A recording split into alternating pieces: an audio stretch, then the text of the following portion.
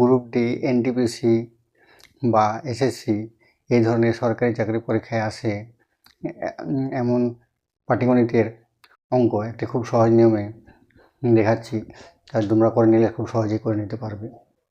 যেমন এখানে একটা প্রশ্ন আছে, একটি ঘড়ি 175 টাকায় বিক্রি করলে যত ক্ষতি হয় 250 টাকায় বিক্রি করলে তার দ্বিগুণ লাভ হয়। অর্থাৎ এখানে ক্ষতিটা যে পরিমাণ হবে তার দ্বিগুণ এখানে লাভ হবে।